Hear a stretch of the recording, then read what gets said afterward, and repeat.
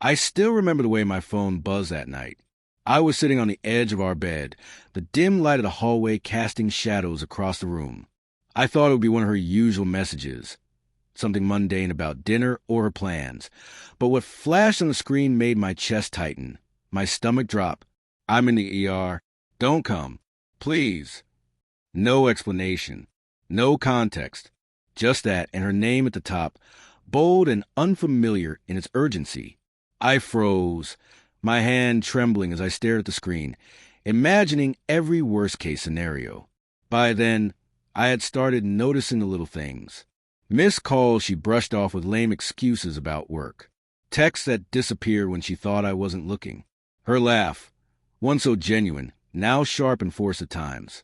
I told myself I was overthinking, that maybe stress was warping my perception. But a voice in the back of my mind whispered something darker. I drove to the hospital faster than I thought I could, gripping the steering wheel like it might collapse under the weight of my worry. In the waiting room, the antiseptic smell clawed at my senses. I watched families cluster together, holding hands, whispering reassurances.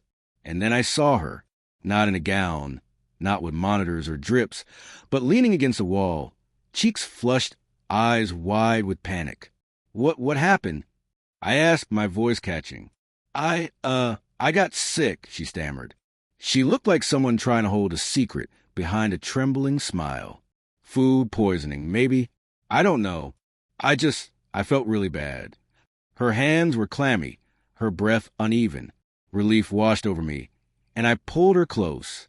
But then, in a flicker of her phone lighting up, I noticed a message preview. It wasn't addressed to me. I can't believe this worked. Meet me after she leaves. The words hit me like a fist.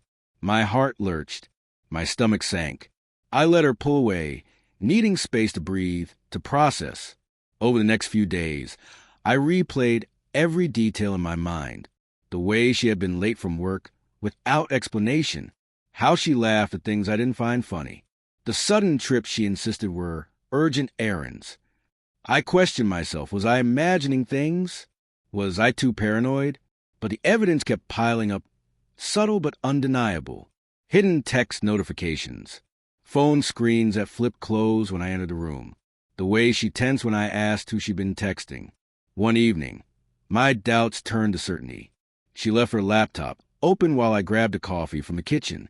I didn't want to, but my curiosity was a physical ache. And there it was, chat threads filled with moments I had never known, moments that belonged to someone else entirely. Not work, not friends. Him, her, betrayal in plain text.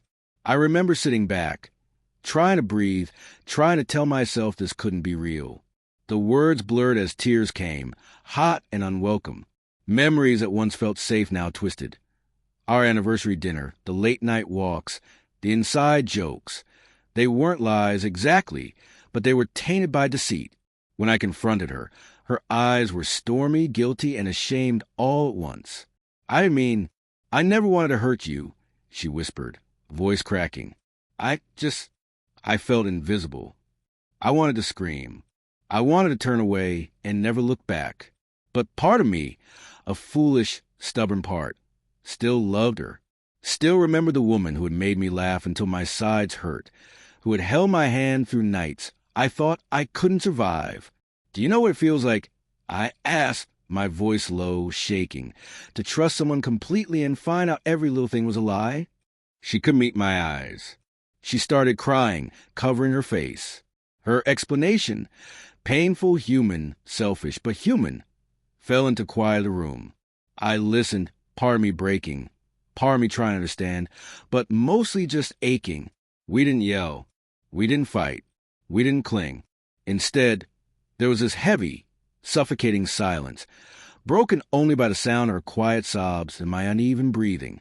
I realized that love alone couldn't erase the betrayal, couldn't fix the cracks that formed silently, invisibly, until they were undeniable. I left that night with a quiet resolve. Not hatred, not anger, but clarity. Some doors, once broken, cannot be repaired. I had to walk away, not because I didn't love her, but because I had to save myself from a love built on lies. Months later, I still think about her, about us. Some mornings, I wake up remembering her touch, the way her hair smelled, and my chest tightens with memory of what we had. But the shock of that ER message, the text that started it all, reminds me of the strength I found in letting go. Painful, yes, but freeing, too.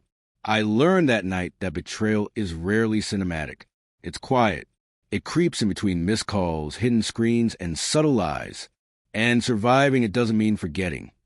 It means facing the truth, even when it shatters a life you thought you knew. Sometimes, heartbreak isn't about the person who hurt you. It's about reclaiming yourself from the story they tried to write over yours.